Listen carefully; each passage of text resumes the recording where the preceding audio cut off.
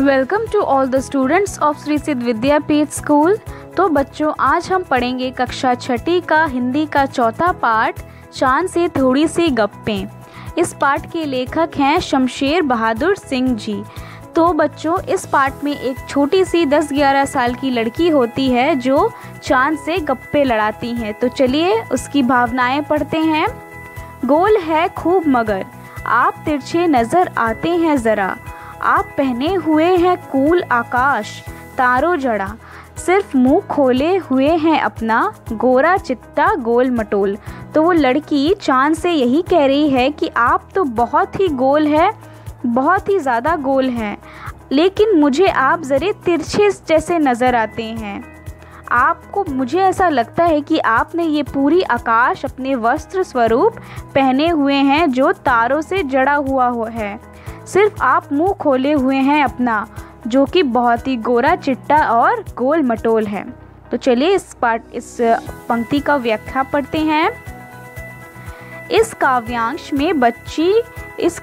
में बच्ची चांद को देखकर कहती है कि वो बहुत ही गोल है पर तिरछे नज़र आते हैं उन्हें। तो वो मैंने जैसे कहा अभी को आपको कि बच्ची चांद को यही कहती है कि आप बहुत ही गोल हैं, लेकिन मुझे आप कुछ तिरछे नज़र आते हैं।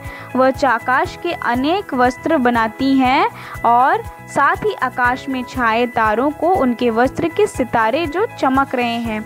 तो वह बच्ची उस जो चांद को यही बोल रही है कि आपने ये पूरे आकाश को जो है अपने वस्त्र स्वरूप पहना हुआ है, जिस पे छोटे छोटे तारे लगे हुए हैं और चमक रहे हैं। चांद का सारा शरीर वस्त्र से ढका हुआ होता है, यानी चांद का सारा शरीर पूरे वस्त्र यानी कुल आकाश से वो ढका हुआ है, और केवल चांद का गोरा चिट्टा गोल मुंह ही दिखाई हम लोगों को पड़ रहा है। मतलब वो लड़की यही कह रही है कि आपने ये आकाश को पूरे वस्त्र स्वरूप पहना हुआ है और आपका सिर्फ ये जो मुंह है, गोरा चिट्टा गोल मटोल जो मुंह है, वही हम लोगों को सिर्फ दिखाई पड़ रहा है। तो चलिए आगे की पढ़ते हैं पंक्तियाँ। अपनी पोशाक को फैलाते हुए चारों सिमत आप कुछ तिरछे नज़र आते हैं, जाने कैसे। खूब है गोकी वाह जी वाह, हमको बुद्ध ही नीरा समझा है, हम समझते ही नहीं जैसे कि आपको बीमारी है। आप घटते हैं तो घटते ही चले जाते हैं और बढ़ते हैं तो बस यानी कि बढ़ते ही चले जाते हैं, दम ही नहीं लेते हैं जब तक बिल्कुल ही गोल ना हो जाए। बिल्कुल गोल यह मर्ज़ आपका अच्छा ही नहीं होने में आता है।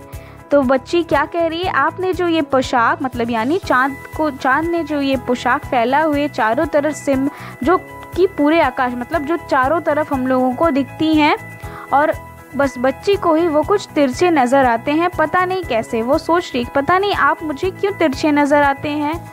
तो वो फिर ये बोल रही है, क्या वाह जी वाह, आपने मुझको क्या बुद्धू समझा है।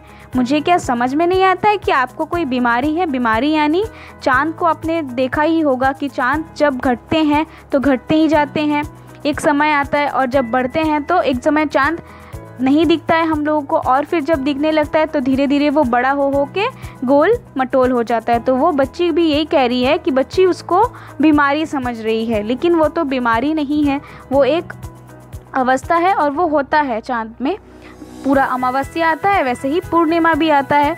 तो वो बच्ची यही कह रही है कि हमको क्या बुद्धू समझा है, मुझे पता है आपको एक बीमारी है। आप अगर घटते हो तो घटते ही चले जाते हो, और अगर बढ़ते हो तो फिर बढ़ते ही चले जाते हो, फिर बिल्कुल गोल हो जब तक गोल ना हो जाए आप तब तक बढ़ते चले जाते हो। तो वो यही कह रही है ये जो मर्ज़ है आपका ये बिल्कुल अच्छा नहीं है। तो इस पंक्ति का व्याख्या क्या है। लड़की चांद से कहती है कि उनकी पोशाक चारों दिशाओं में फैली हुई है। लड़की कहती है उसे कम अकल नहीं समझो, उसे पता है कि चांद को बीमारी है, जैसे कि वो जब घटते हैं तो वो लगातार घटते चले जाते हैं, और जब बढ़ते हैं तो बढ़कर पूरी गोल मटोल हो जाते हैं। चांद की ये बीमारी उनसे ठीक ही नहीं हो पा रही है। तो आशा है आप सभी को ये पाठ बहुत ही मज़ेदार लगा होगा। चांद से गप्पे लड़ा रही है ये लड़की, आप भी लड़ाते होंगे, आपको भी चांद देखना बहुत पसंद होगा।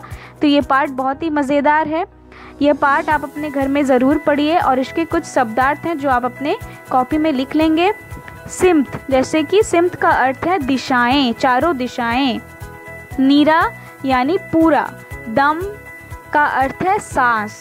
मरज का अर्थ बीमारी। बिल्कुल गोल, पूरी तरह गोलाकार।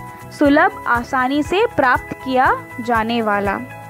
तो ये पाठ यहीं समाप्त होता है। आप इसके जो शब्दार्थ हैं अपने कॉपी में लिख लेंगे और ये पाठ अच्छी तरीके से पढ़ेंगे और इस पाठ का आनंद उठाएंगे। और इसके जो प्रश्न अभ्यास है वो हम दूसरे क्लास में करेंगे। तब तक आप ये पाठ पढ़िए और इस पाठ का आनंद उठाइए। धन्यवाद।